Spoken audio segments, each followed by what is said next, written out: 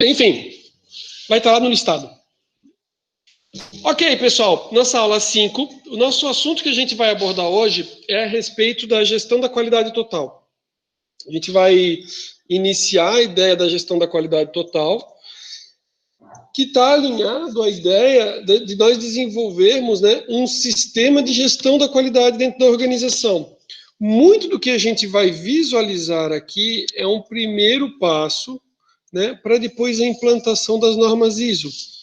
Ou seja, a gente vai tratar sobre o assunto, vai ver alguns pontos ali que são importantes, e depois a gente vem com as normas, né, com a ISO 9001, e a gente vai dizer o que a ISO 9001 vai trazer. E vocês vão ver que alguns pontos estão alinhados aqui.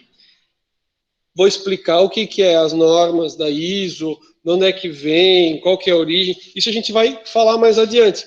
Mas já adianto desde já, né, que aqui é uma introdução e é um ponto. Também, já que eu falei sobre ISO, quero comentar com vocês o seguinte. Não existe nenhum tipo de obrigatoriedade de você ter uma certificação ISO, né? É claro, pode ser que, digo, obrigatoriedade legal, pode ser que quem exija a certificação seja um cliente, tá? Isso existe? Existe. A gente vai ver, por exemplo, que a Petrobras, ela exigiu que os fornecedores dela tivessem a certificação, né, da ISO. Por quê? Porque a Petrobras, do tamanho que ela precisa que tenha, né, não só ela, mas como os fornecedores que a ela atendem. Então, assim, foi uma exigência, entre aspas, assim, que ela disse assim, não, a gente vai ajudar na capacitação, a gente vai até ajudar a custear ali para que as empresas implantem a norma, tá? Isso a gente vai ver, inclusive, quando a gente trabalhar sobre o assunto. Outras situações é quem trabalha, por exemplo, né, com produtos químicos, ou quem trabalha com a questão dos móveis, né? Aí existe uma preocupação de que essa empresa que é fornecedora de madeira, ela também atenda uma legislação ambiental. Então, são vários os casos que vocês têm, que daí a própria empresa ela diz assim, ó, eu só compro de você se você for certificado ISO 14001. Vocês devem ter ouvido já, né? Já ouviram isso? Tem alguém aqui que já fez a gestão socioambiental? Não, já, né? Daí o professor deve ter comentado sobre a ISO 14001, né? Isso. Eu conheço isso por declaração de carga química, que eu trabalho de importação. Por causa... Isso, legal, por causa da carga química. Mas tua empresa é o despachante ou é a empresa de produto químico mesmo? Não, a gente é um agente de carga, a gente é um armazenador, a gente faz de tudo. A gente é uma empresa que tem é uma empresa única que tem 4 grupos. Sim. E um grupo meu é que faz a parte burocrática da importação e exportação. Legal.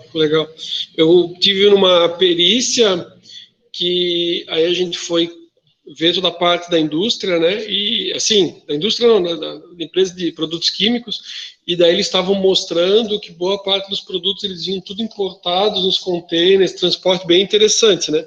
E daí, tudo bom? Tranquilo, valeu. E bem legal, bacana. Então tá, então vamos dar nosso material. Esse material eu disponibilizei para vocês e vou disponibilizar o material que daí a Rebeca e o pessoal comentou que acho que não estava conseguindo acessar o da aula 4, que deve ser a mesma situação. Então, na aula 3 a gente falou um pouco a respeito da evolução da qualidade, né, as eras da qualidade, e aqui, até para a gente abordar um pouquinho, né, abordar legal, né, a gente tem o desenvolvimento histórico da qualidade. Quero contar um negócio para vocês. Como a gente fez a alteração nas nossas aulas, o que não tem diferença e não vai ter prejuízo nenhum para vocês, o que eu fiz? Eu pulei, né, para o programa 5S, que é legal, vocês gostaram também, né? E hoje eu poderia entrar nos custos da qualidade. Mas eu pensei assim, não, né? Vamos entrar nos custos da qualidade na semana que vem, tipo no dia 8 de setembro, né? Que daí o cara aproveitou, né? Fez um feriadão. Aliás, Ou passou? Não sei o que o cara faz no feriadão com pandemia, né? Mas enfim, né? Pega um sol dentro de casa, né? Dorme, dá pra dar uma descansada. Então, assim, ó, aí o cara vem com a mente refrescada, tá? Para falar sobre os custos da qualidade. Professor, esse conteúdo é difícil? Não, tá? Ele é bem legal.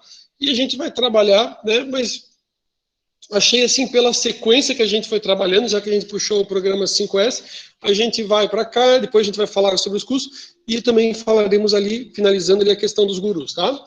Ok, então assim, ó, lembra que nós comentamos, né, que nós passamos num momento de industrialização onde, né, no primeiro momento não existia preocupação com a qualidade, começa a haver uma preocupação com a qualidade e vai surgir, então, a era da inspeção. Então, aqui, ó, a gente está visualizando na tela o surgimento da inspeção como atividade formal. Aqui aparece inspeção, né? Aí aqui tem Taylor de introdução à administração. Especifica a inspeção como uma das atividades funcionais da fábrica. Né? Aqui tem o Shilhart, né, que é do ciclo PDCA, inspeção como uso de métodos estatísticos. Na nossa disciplina, a gente vai trabalhar com diversas ferramentas ali para aprimoramento da qualidade, tá? Algumas ferramentas, as ferramentas elas vão utilizar muito a questão da estatística. Vocês já tiveram aula com o professor Wanderley.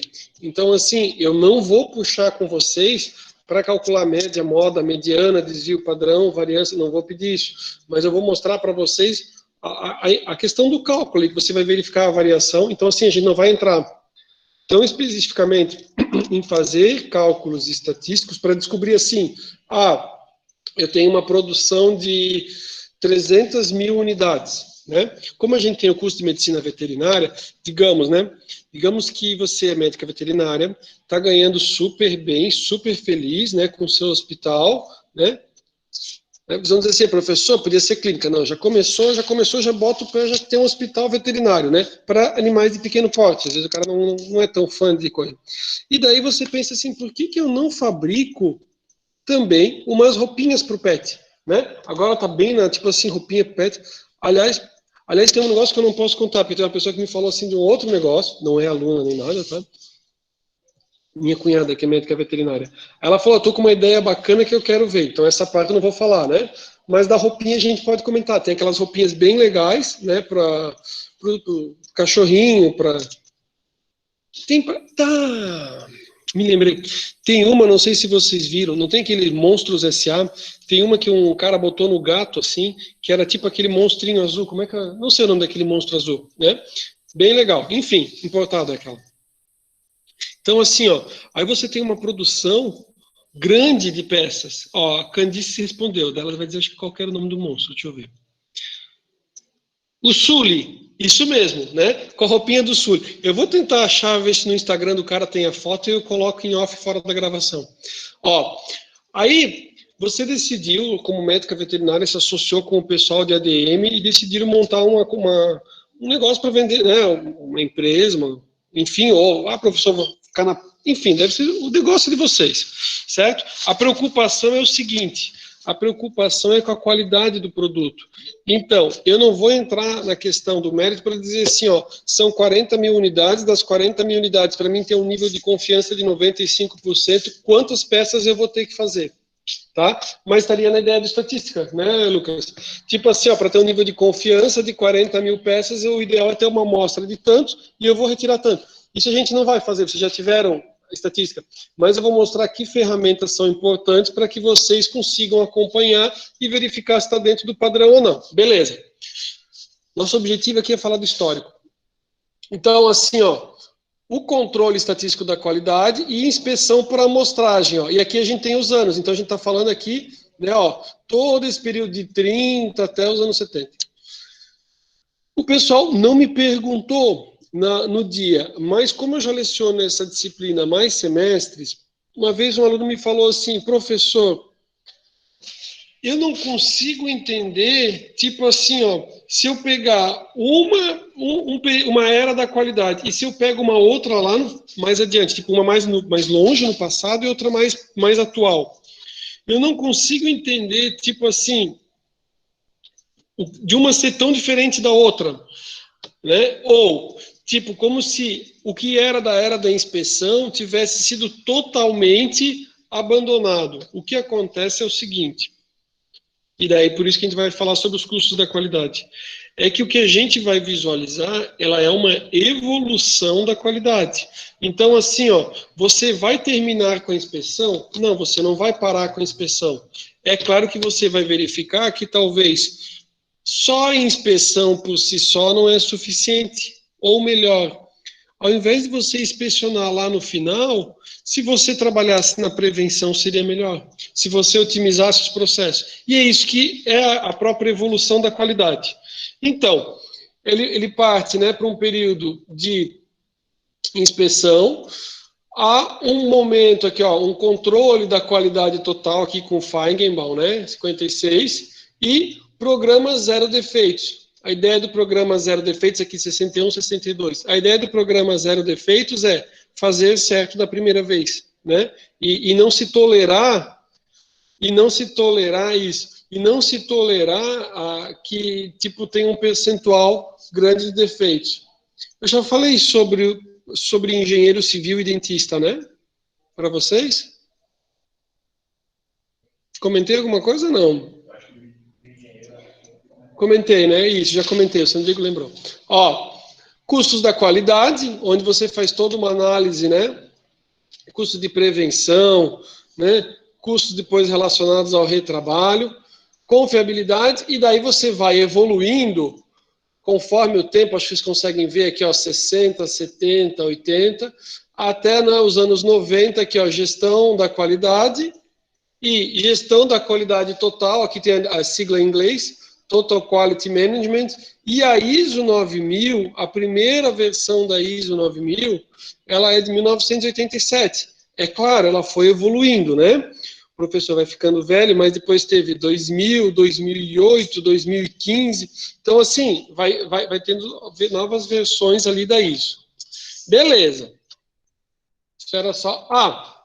E aqui ele menciona, que eu não estava visualizando, uma abordagem corretiva, e depois ele começa, né, de uma inspeção e uma abordagem corretiva, trabalhar cada vez mais de uma forma que você não tenha tanto que corrigir, mas que você trabalhe na prevenção e que você veja a organização como um sistema, né? Ou seja, todos são responsáveis pela qualidade, o trabalho de um influencia no trabalho do outro, né? E você trabalha de uma forma, né, sistêmica.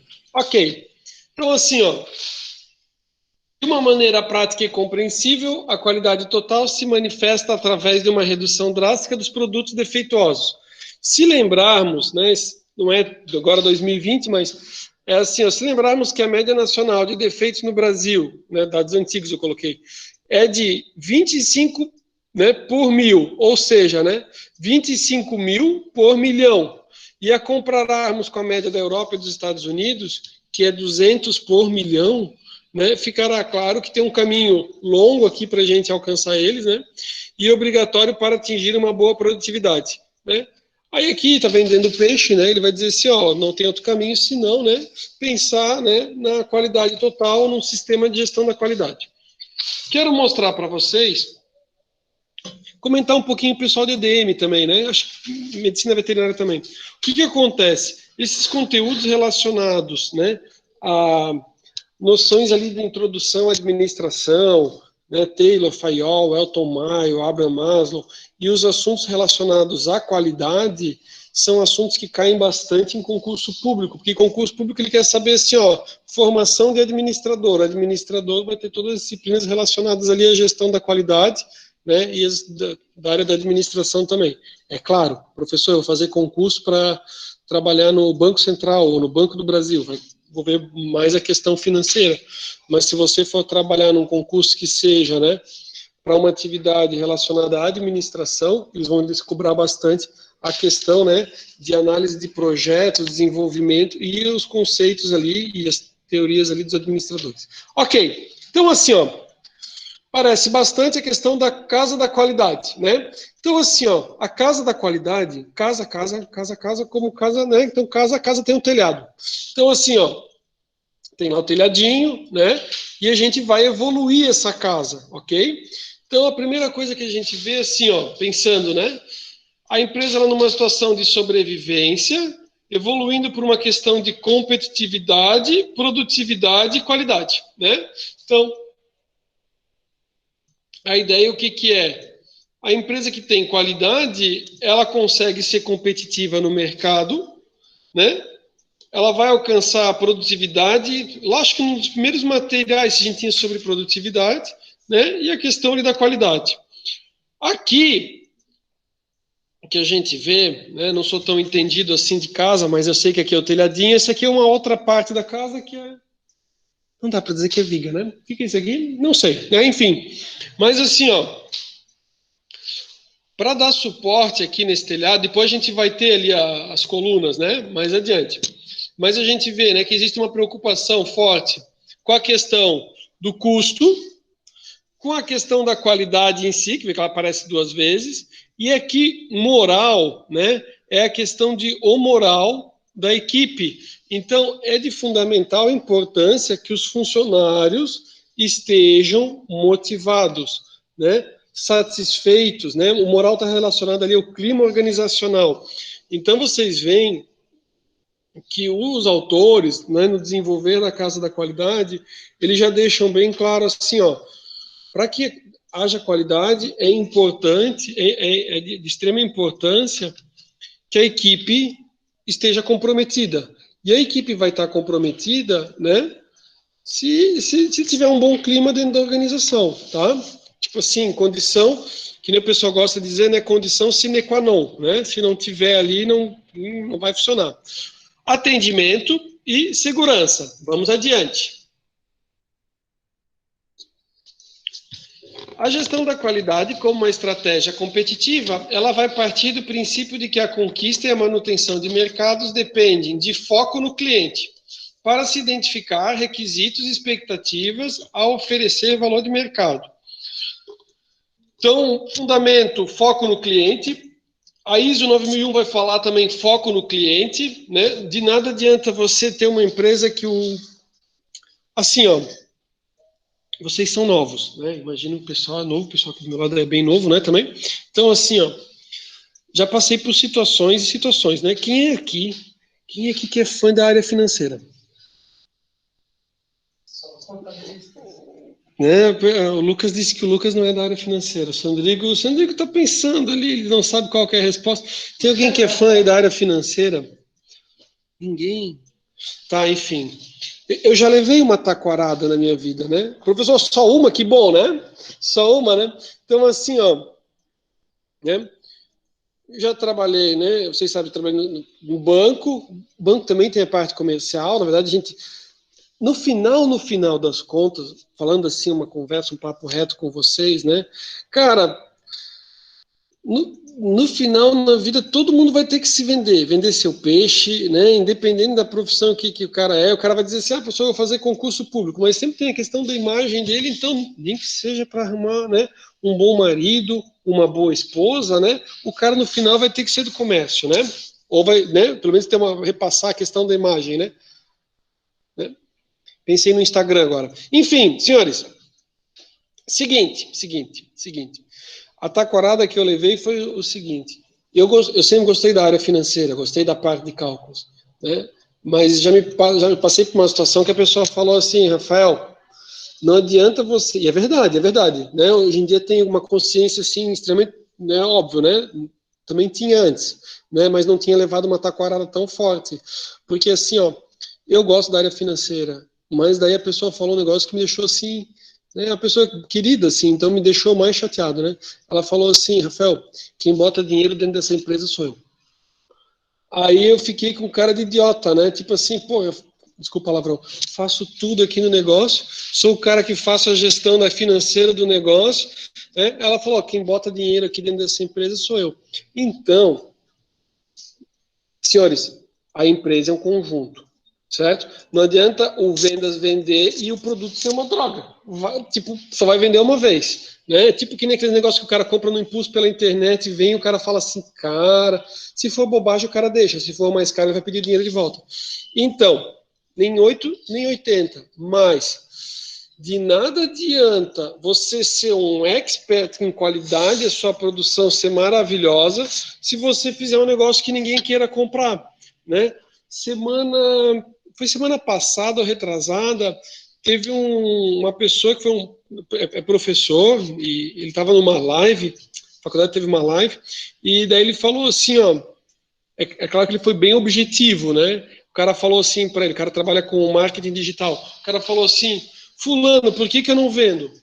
Aí ele é mais da cara dura, assim, né? Não sei, eu ia cuidar na hora de dizer. Aí falou que seu produto é uma droga, não vai vender nunca, né? Enfim, né? Não sei se foi bem assim as palavras dele, mas acho que até era mais enfático ainda. Então, o que acontece? O que nós estamos falando aqui, o que a ISO fala, o que o sistema de gestão da qualidade vai falar? Foco no cliente, né? Por isso que a gente vai trabalhar ferramentas que vão auxiliar a desdobrar na linguagem do cliente o que ele diz, em características que o produto deve ter, né? Então, assim, professor, nem sempre isso acontece. Como assim? Me dá um exemplo. Posso ver um exemplo, né? Ó, esse é triste, esse exemplo, né? Todo mundo acha que, não sei, né? Mas assim, ó, eu já me perguntei por que o transporte público não tem ar-condicionado. Vocês já se perguntaram por que o transporte público não tem ar-condicionado? Ó, aqui em Balneário, graças a Deus, tem ar-condicionado, né? Mas Blumenau eu descobri que era o prefeito lá. O prefeito chegava lá e dizia assim, não, Blumenau, tipo, quando fica quente, não tem vento, é abafado, né? Que nem um conhecido disse, é o calor dos infernos lá, né? Enfim, aí o prefeito disse assim, não. Os ônibus aqui, para ter a concessão, tudo sem ar-condicionado. Aí a população sofre, né? Mas se fosse perguntar para qualquer ser humano, assim, normal, né? Sei lá, nem que sente muito frio, muito calor, o cara diz assim, pelo amor de Deus, todo ônibus em Blumenau tem que ter ar-condicionado, né? Só que, para o engenheiro são os pontos, então na hora que ele vai fazer o projeto do ônibus, do carro, ele vai ver que pontos, né? Como é que faz a instalação e vários outros componentes, né? Que daí o Sandrigo pode me dar um exemplo, assim, legal, de alguma coisa, por exemplo, assim, que às vezes ele diz assim, precisava de ter tal coisa, né? Aí o engenheiro vai lá e bola um determinado produto, alguma coisa com aquela característica, tá? Ok, né? Me estendi um pouco, mas é legal a gente trocar uma ideia. É necessário que as empresas se organizem de forma que esses requisitos sejam devidamente transmitidos por todo o ciclo do produto. Aqui, relacionamento entre os conceitos fundamentais da gestão da qualidade. Então, eu tenho gestão da qualidade, né? E aqui o relacionamento entre os conceitos. Então, melhoria contínua, foco no cliente, liderança. Esses aqui são, inclusive, princípios da ISO 9001, tá? Que é foco no cliente, a melhoria contínua, a liderança, né? Decisão baseada em fatos, o comprometimento e envolvimento de todos, visão de processo e visão sistêmica, tá? Então, assim, para a empresa conseguir alcançar a gestão da qualidade, é necessário, né, que haja aqui um relacionamento entre os conceitos, que pela ISO ela vai chamar dos princípios, para que você tenha, né? Então, foco no cliente. Trazer a visão de mercado sobre os requisitos de produtos e serviços para dentro da empresa. Marketing. Eu falei para o Sandrigo que eu achava que eu não ia conseguir ler, mas eu estou conseguindo ler aqui na minha tela. Acho que depois até pode inverter o negócio. Garantir que toda a organização esteja focada no atendimento desse requisito. Por exemplo, então, alguns questionamentos aqui. Quem são os clientes? Como identificar, né, os requisitos do cliente e avaliar o grau de atendimento desses requisitos? E como focar a organização no atendimento desses requisitos? Aqui, o que vai acontecer?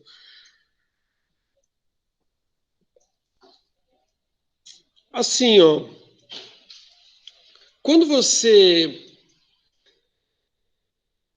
com o passar do tempo, talvez vocês vão perceber, ou talvez vocês vão dizer assim, professor, eu já percebi, o senhor é que é velho e que achou que tinha que passar tempo, mas a gente já sabe já, né? Que é assim, ó, o que se escuta muito, hoje em dia com acesso à informação, você visualiza. Antigamente, talvez por ter poucos profissionais, ou poucas empresas na área, o cara ofertava e vendia. Né? Teve uma pessoa que estava falando sobre serviços profissionais de advogado, ela falou assim, lá em Navegantes tinha tantos advogados. Na época do meu sogro, Brusque tinha 2 advogados. Professor, o número de processos era menor. É claro, né, com 2 advogados, né, se todo mundo decidisse entrar com processo e processar lá um site, tipo, o negócio não ia funcionar. Então, é uma evolução, né? Quanto mais profissionais, mais acesso à justiça você tem um número maior. Antigamente, a pessoa simplesmente divulgava que estava vendendo o produto e acabou.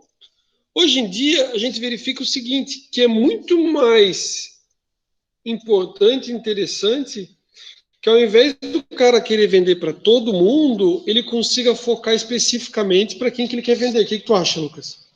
Concorda ou discorda? Pode discordar, não precisa concordar. Por quê?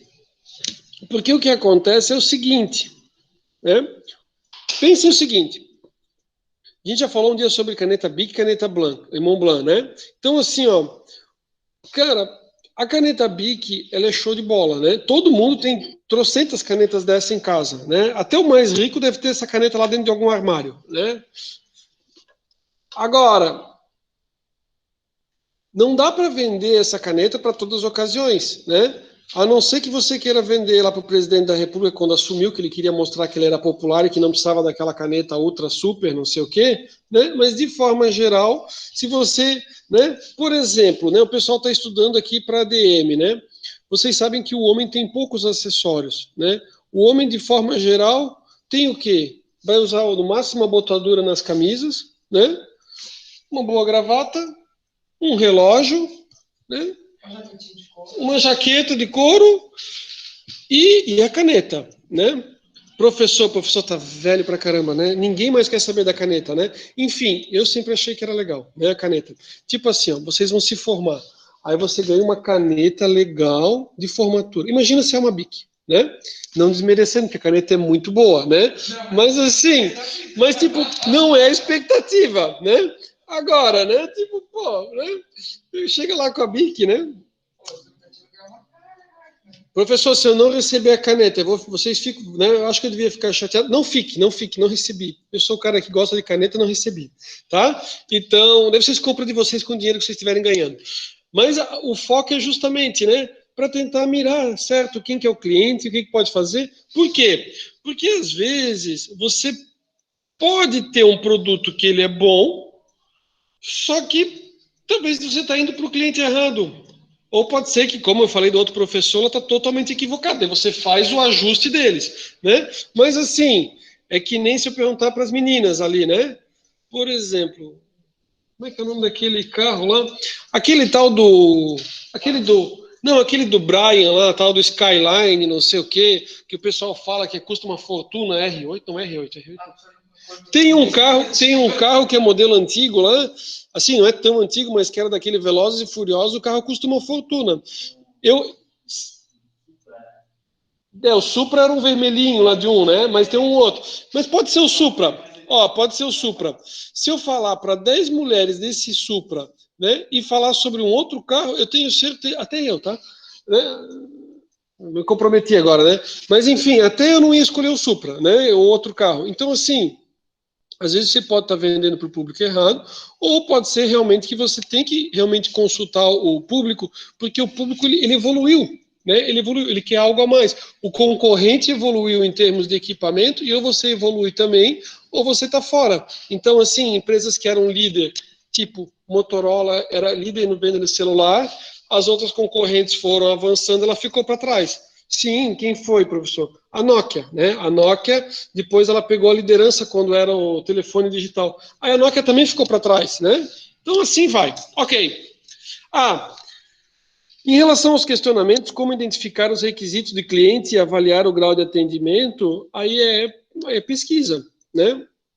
Pesquisa com o cliente, pesquisa às escuras, que a pessoa às vezes não sabe qual que é a marca e verifica, né? A pessoa faz um experimental ali, vai depender de cada situação, tá? Mas daí ele vai te dizer, né? por exemplo, como é que é, o que ele viu em relação ao seu aparelho, em relação ao aparelho concorrente, qual deles que ele escolheu, ou às vezes ele não sabe qual que é qual, ou ele só utiliza um determinado produto sem identificar as marcas, e daí você vai conseguir identificar qual que é a satisfação dele em relação àquele produto que é o seu, qual que é a satisfação dele em relação ao produto da concorrência, e daí você vai ver as lacunas, que são os gaps de onde você precisa melhorar, tá? Dos diversos atributos. Ok. Primeiro ponto, então, foco no cliente. Mapear os clientes, né? Identificar quem são esses clientes, identificar quais são os requisitos e avaliar o grau de satisfação, tá? Eu deixei tipo como um post-it, assim, para a gente ver os pontos importantes. Exemplos de clientes e cadeia de fornecimento. Aqui, nós conseguimos visualizar o seguinte, ó. Quem são os clientes diretos de uma fabricante de autopeças, só que a gente sempre tem que ter o cuidado, porque a gente também tem um cliente indireto, que é o próprio consumidor. Então, às vezes, você atende a montadora com as autopeças, ou você atende o mercado, né, de reposição, mas o seu consumidor, ou na verdade, o consumidor final é ele que vai adquirir as peças de reposição, né? Ou às vezes, ou indiretamente ali, dependendo se der algum problema, vai acabar comprometendo a imagem da sua, né, da sua fabricante de autopeças, e daí a própria montadora não vai mais ter você como, né, como fornecedor deles. A linha direta e indireta, né? Isso, a linha direta e a linha indireta. A linha direta é mais fácil, então, de ter um erro de, por exemplo, uma montadora fazer uma produção errada, mandar para o consumidor e ter essa imagem, o consumidor ter essa imagem ruim da nossa peça, sendo que ele recebeu uma defeituosa. Aliás, é bem bacana. Assim, ó, é legal a gente trocar uma ideia, porque, por exemplo, a gente tem um material que os autores falaram, né? E a gente tem algumas análises que a gente faz aqui. Por exemplo, exceto marcas que são bem famosas e quem que já gosta de carro, o cara vai analisar. Vou dar um exemplo. Todo mundo aqui já viu falar da marca Bosch, né? Então, Bosch alemã, né? Bosch é uma marca alemã, fabricante de peças, tem peças, às vezes, que está lá na BMW, está em diversos carros, a pessoa sabe assim, é da Bosch, e daí tem vários casos. Cara, teve um caso, acho que tem Bosch no Brasil, teve um caso de uma pessoa que disse que foi comprar a peça, comprou a peça dos Estados Unidos, da Bosch, que era mais barata para o carro, e daí quando foi ver, a peça era fabricada no Brasil. Né? Enfim, Faverani o nome do canal do YouTube, o cara tem uns Porsche e ele gosta de BMW, tá? Aí me lembro que tem um vídeo que antigo ele comentava, sim, situações que a gente vai visualizando. Só que assim, exceto essa marca, a grande preocupação, quando o Lucas me falou, que me fez refletir, foi o seguinte: quando eu compro um carro, eles dizem assim, ó, o carro deu problema no cinto de segurança. Cara, você não pensa assim, tal fabricante. Você vai associar a montadora. A responsabilidade é da montadora e, claro, a montadora também vai tentar buscar a responsabilidade, né, da fabricante de autopeças. Mas assim, ó, o que vai acabar com a imagem é da montadora. Que a gente nem fala que é montadora, a gente fala assim, é da Chevrolet, é da Volkswagen. Vai vincular a empresa, né? Ninguém vai dizer assim, olha, infelizmente o airbag estava com um furinho lá e não, né? Ou furinho não, né? A pessoa exagerou, né? Mas o computador ali deu algum problema. O cara vai dizer, cara, o carro de tal marca não é bom, né? E acaba com o negócio. Então, assim, tem uma preocupação bem grande. É o julgamento da qualidade que o consumidor ele faz, né? Isso. Se ele tem um estresse, uma coisa que tira ele do estado dele de calmaria, aquela expectativa de que é um carro Sim. poderoso, aquele é o top de linha, e ele vê que não é, isso ocorre um estresse e ele vai procurar o culpado, porque ele pagou por algo que ele não... Sim. Ele teve uma frustração. Sim, sim. É o comercial. Aqui, vocês escutam quando o Lucas fala? Vamos ver o que o pessoal diz. Sim, às vezes fica um pouco longe, mas dá para ouvir. Legal, bacana, obrigado, Senara. E beleza, e é isso. Quando o Lucas e o Sandrigo foram falando, eu me lembrei, né, do caso daquele canal do YouTube lá do Backstage, que o cara comprou uma BMW M5 recentemente e o carro deu problema. Vocês viram aquele? Não? Aí ele tinha ativado lá a função para poder passar o carro no dinamômetro, mas não chegou a passar. E daí deu problema na BMW, e daí o cara, que é um influencer, só comentou realmente o que aconteceu. E daí acabou, né? Aí, eu fiquei sabendo, o Belli contou ontem. o carro é 750 mil reais. Ele recebeu do carro. Mas daí pagaram o carro dele, pagaram, mas daí realmente daí o cara pensa assim, putz, será, né? Aí dá uma mexida, tá? Qualquer um que assiste ali, cara, duvido que o cara não deu uma, não tô dizendo se o cara não tem um sonho, mas tipo, o cara olha e fala assim, pô, mas se eu tiver esse atendimento aí... Beleza, ó, aqui, a respeito, né, a gente falou das expectativas, o Sandrico também falou a questão do atendimento, então, assim, exemplos aqui de todas as pessoas que são envolvidas, que tem que se tomar um cuidado, né? São os clientes, os funcionários, a cadeia de suprimentos, acionistas, agências reguladoras, né? São chamados stakeholders e todos eles ali têm que ser dado uma atenção especial, né? Pessoal, agências reguladoras por uma questão legal, né? O cara é obrigado ali a atender, né? Até diz, ó, atendimento às normas vigentes, uma questão lá da responsabilidade, uma exigência, né? Acionistas, porque o que acontece? O acionista visa a maximização do valor da empresa. Posso até não dizer que é o lucro. Num primeiro momento o cara vai dizer, maximização do lucro. Mas às vezes ele pode não ter lucro, mas a empresa pode crescer. Caso, por exemplo, da Amazon, que ficou muito tempo sem gerar lucro, depois está aí bombando, né? E aqui outros, né? Cadeia de suprimentos, os funcionários e os clientes. Mais um pouquinho eu vou falar a respeito dos funcionários, um outro ponto aqui. Acho que deve estar logo aqui perto já. Então, assim, ó, segundo... já está aqui. Triplo papel das funções segundo o Juran, né? Então, eu tenho, assim, ó, o fornecedor e o cliente externo. Aí diz assim, ó, segundo o Juran, também um dos grupos da qualidade, todos incorporam, cada um deles incorpora os 3 papéis, que é o papel de cliente, que é o papel de processador e é o papel de fornecedor. Por quê? Cada um que faz parte, cada uma das etapas, ele é a pessoa que vai executar o processo, tipo que eu tenho lá o processo 1, 2, 3, 4, cada um, digamos que eu tenha lá uma ou várias pessoas, ele vai executar o processo, a execução, o processador, ao mesmo tempo, ele é o fornecedor da próxima etapa, e ele é cliente, né? Por exemplo, vamos pegar um aqui, ó, o 3. O 3, ele é fornecedor para o 4, processo 4, e ele é cliente do processo 2. Tá? Isso aqui, eu acho que na turma de quarta-feira a gente comentou, e daí teve uma aluna, não sei se foi quarta, eu acho, que daí ela até falou que na empresa eles fizeram algumas, acho que foi na turma de terça. Foi na turma de terça, Rodrigo, será? Que daí até falaram que fizeram algumas dinâmicas bem interessantes ali para a redução dos atritos. Foi na turma de terça. Que daí eles fizeram algumas dinâmicas ali para reduzir os atritos. Aqui, a gente já está no século XXI. Né? Tipo hoje. Tá, mas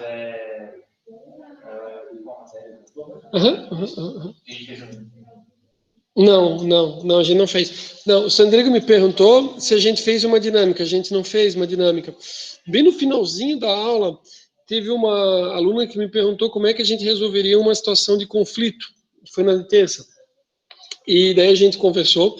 E teve uma aluna, se não foi, então eu vou comentar com vocês. Teve uma aluna que comentou o seguinte, que às vezes existe uma questão de conflitos internos dentro da organização, ou de criar panelinhas, né, um departamento. Então, assim, às vezes, com o passar do tempo, às vezes um departamento tem um certo atrito com o outro. Importante é que todos eles saibam, tipo assim, está todo mundo trabalhando na mesma empresa. Em algumas isso já é bem claro. Em outras, com o passar do tempo, o pessoal vai se juntando. Então, assim, se junta a turma que é de engenheiros, que é diferente da turma do pessoal de publicidade. Se junta, né?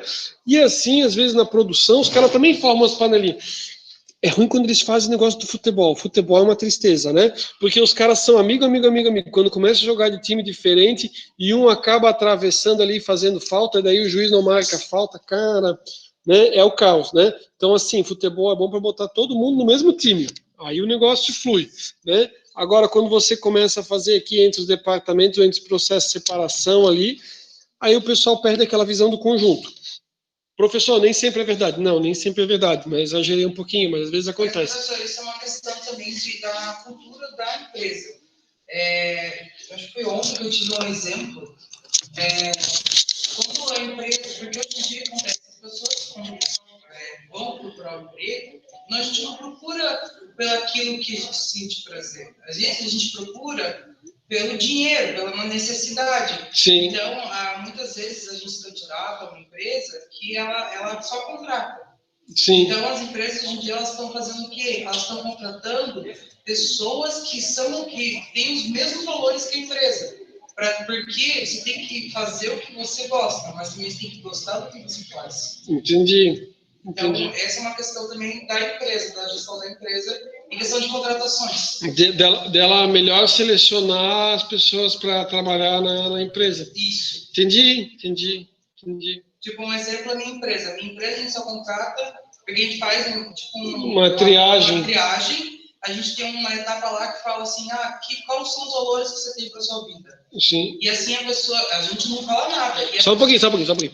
Eu vou botar o Lucas aqui em Zoom, porque assim, daqui a pouco eles vão chamar alguém aí, não sei se ficou em Zoom para você, e daí você já pega a dica dos valores, só não joga essa informação para todo mundo, porque depois aparece lá na empresa, daí dá zebra, senão eu tiro o nome, tiro o rosto dele aqui para não dar problema. Conta aí a dica valiosa para conseguir um emprego lá na vaga. Ela contrata a partir dos valores da empresa. Certo. O maior valor da minha empresa é a fraternidade. Entendi. Tem a compaixão, tem a compreensão. Então, a gente faz uma triagem e a pessoa coloca os valores que ela acha para a vida dela. Sim. Se os valores dela é compatível com os valores da empresa, Entendi. ela já passa a um passo a mais para frente. Entendi. Aí vem outras triagens de entrevistas, inglês e tal. Tenho duas notícias para vocês. Uma, que essa valeu muito a pena, foi boa. A outra, que graças a Deus que eu não estou procurando, mas agora eu já sei. Porque eu não ia dizer fraternidade, eu ia errar, e não ia ser chamado nunca. O Lucas está olhando tipo assim, professor, mas você não seria chamado, né? Enfim. Pelo menos eu sei que é fraternidade agora, pessoal. Não, aqui essa da fraternidade, eu não ia me ligar na fraternidade, né? Quais são os seus valores? Não sei, eu ia dizer amor ao próximo. Mas se encaixa, né? Beleza. Eu tive, na minha época de graduação, na graduação indo para pós, né?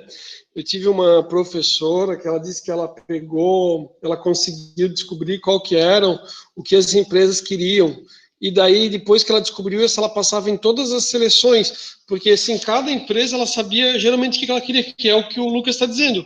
Só que é claro, o que o Lucas está querendo dizer não é para o cara inventar, é para o cara, tipo assim, se ele vive aquilo e se é aquilo realmente, ele vai dizer. Não é que senão a pessoa vai lá para a entrevista, qual que é o seu principal valor? Daí o cara diz, meu valor é a fraternidade, coisa e tal. Aí o cara pergunta assim, o que você já fez para o próximo? Aí o cara... Você faz voluntariado? Não, né? Aí pergunta assim, foi você que buzinou quando a velhinha estava atravessando a rua, que eu vi você?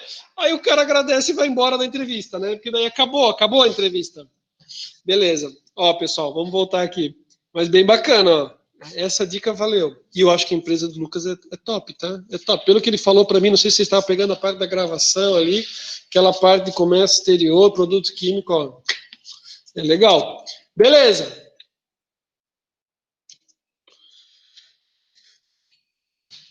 O Lucas, esquece, tá gravando. Eu dizia que ele podia ganhar uma comissão ali dessa indicação aí. Relações clientes. É brincadeira. Não, é brincadeira. O Lucas já disse que está recebendo os currículos. Relações clientes-fornecedor de uma área funcional de uma empresa. Então, aqui ele traz exemplo, por exemplo, da manutenção. E lembra que a gente falou ali do Juran, que a pessoa é ao mesmo tempo cliente, fornecedor e processador? Aqui a gente vê a manutenção, né? Manutenção ali servindo para produção, mas ao mesmo tempo também existem relações ali com compras, RH, ferramentas, para mostrar que, na verdade, todos eles estão interligados, tá?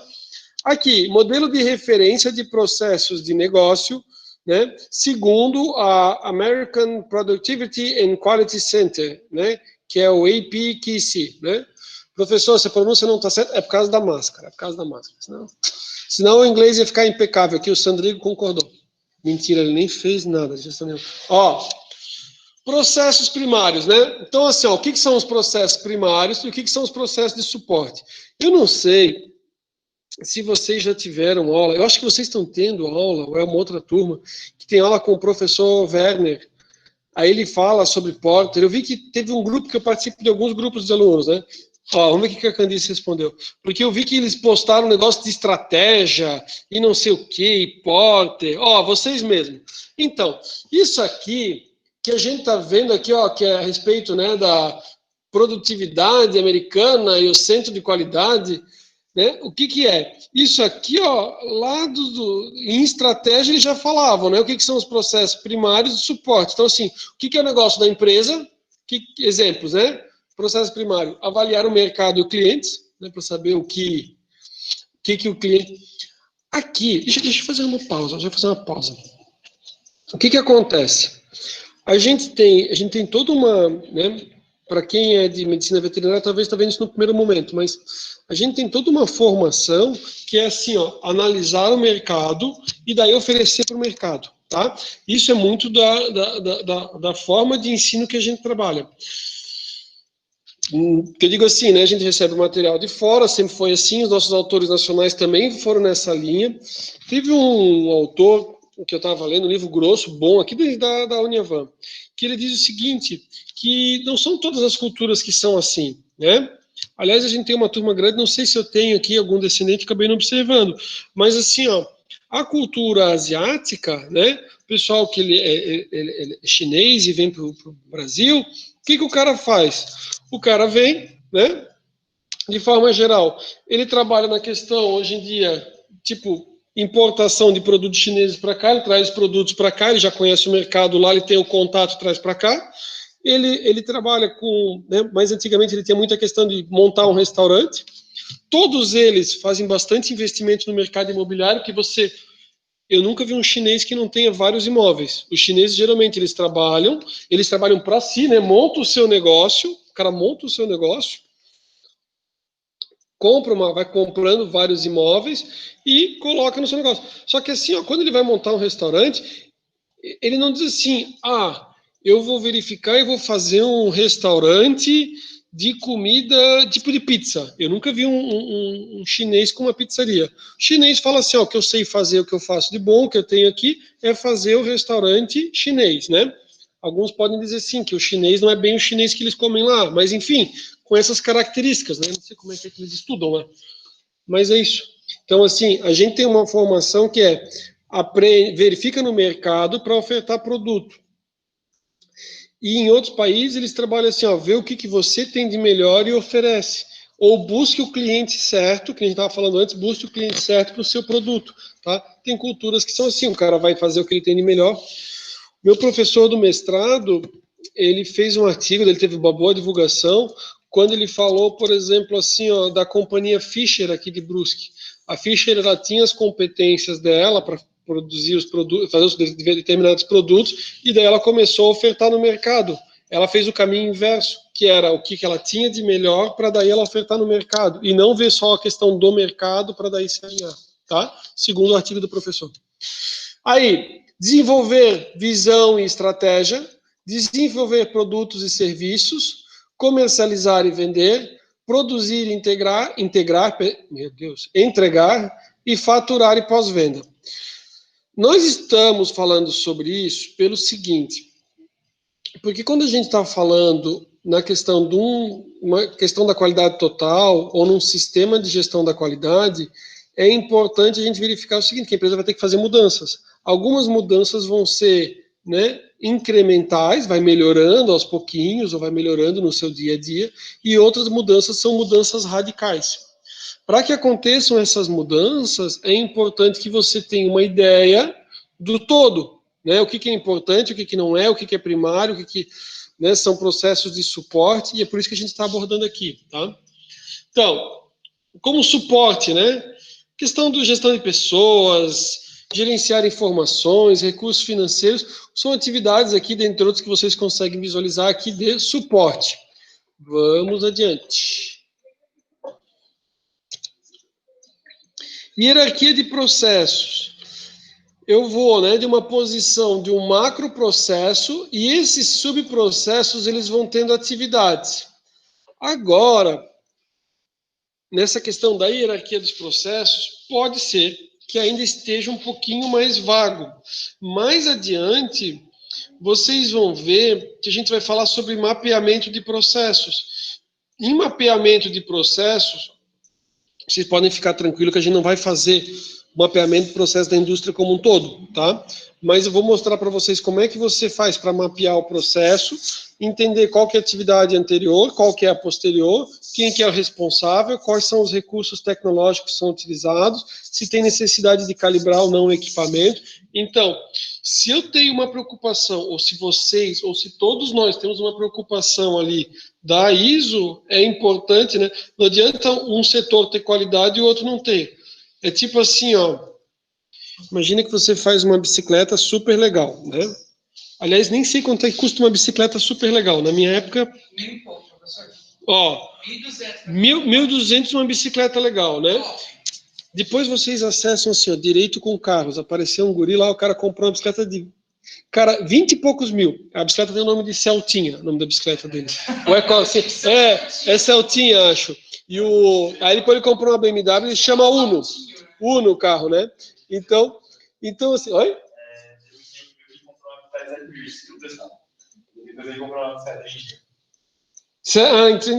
Tá. Ele disse que não prestava. Professor. Ele disse que não prestava, né? Mas a de 20 prestava. Então, assim, pessoal, vocês me desculpem, né, a minha ignorância, mas assim, eu ainda não conheço essas, né?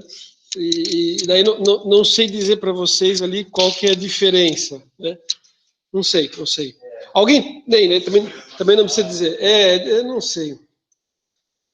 Eu me empolgaria só com aquela que a gente pedala menos, sabe? Aquela que é elétrica, que o cara dá uma pedalada, uma enganada ali, mas ela tem uma bateria. Aí eu pagava os 20 tranquilo, entendeu? Que daí eu faço aquela panca assim que tipo sou fitness, né? Sou fitness, né? E daí aí rendia. Daí dava até para pagar 25, né? Mas beleza. Ó, então aqui, né, mapeamento de processos. Mapeamento de processo para você entender, né, dos macroprocessos, subprocessos e atividades. Então, né, várias tarefas geram atividades, né, ou uma atividade é composta por várias tarefas e um processo lá é composto por várias atividades, né? A ideia é o quê? É desdobrar, né, para entender cada uma das etapas. Então, aqui, um exemplo, ó, processo de atendimento de pedidos cruzando diferentes áreas funcionais. Aquilo que a gente conversou, da importância de todas as áreas estarem, né, alinhadas e no mesmo sentido, eu tenho, ó, pesquisa e desenvolvimento, produção, marketing, vendas e compras.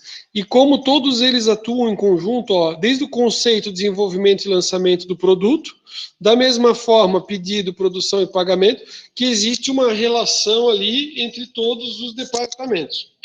Tá? Esta visão de processo pode ajudar a minimizar, né? Se não conseguir eliminar, no mínimo minimizar barreiras entre os departamentos, contribuindo para promover a integração entre eles. Aqui, né, uma organização com, né, em comparação, uma organização com versus uma organização sem visão de processo. Aí aqui, não sei se vocês estão conseguindo ver, tipo, tudo truncado, né, e uma outra situação aqui que tem os processos, está meio ruim essa imagem, né, mas que daí já está mais alinhada. A questão da entrega para o cliente aqui fazendo tipo um caminho mais sinuoso, né? Numa organização com visão de processos, você tem a compreensão do todo, existe uma maior integração da equipe, né? Que ocorre ao contrário na outra. Aí diz assim, ó, a valorização da visão sistêmica e de processos levou ao surgimento nos anos 90, né, da abordagem de gestão por processos, né? ou Business Process Management. Que daí vocês tiveram com o Belli isso? Ou vão ter, já teve, o Sandro teve ela com o Belli? Eu não sei se ele fala sobre Business, né, Process. Meu Deus do céu, agora eu vi que esse negócio, eu acho que ele corrigiu. Eu vou eu até vou dar uma passada no slide, né? Porque ele é um abrasileirado, né? É que nem eu tive, aliás, até vale, aliás, nem tem, né? A pessoa não tem. Eu tenho que dizer para a gente fazer o nosso intervalo e fazer uma consulta, né? Uma coisa que a gente sempre tem é a questão do, como é que é? Agora me fugiu, performance. Performance não é performance, é a questão do desempenho, né? E a gente usa muito a palavra performance, né? Tipo assim, como é que é a performance da pessoa? Mas que ela vinha de outro idioma. Bem, enfim, aqui eu fiz sei lá o que eu fiz, né? Dei uma brasileirada, né? Peço desculpa, depois eu vou arrumar esse slide. Né? Então, surgiu o Business Process Management no intuito de vencer as barreiras entre as funções que tanto atrapalham a gestão da empresa. E daí, logo depois do intervalo, a gente vai falar, né, a questão da melhoria contínua, né, que é um dos princípios ali da ISO e que ele aparece aqui também como os fundamentos do sistema de gestão da qualidade ou da qualidade total, porque nossa matéria fala como qualidade total, né? E a gente vai tratar então depois do intervalo sobre a melhoria contínua e a melhoria radical, tá bom? Pessoal, bom intervalo para vocês. O Sandrigo disse que vai pagar um lanche aí para todo mundo que está aqui no presencial. Somos em 3. E aí depois a gente conversa. Um abraço, pessoal. Bom lanche aí. Eu vou apagar essas notas, eu vou participar de outra coisa. Cara,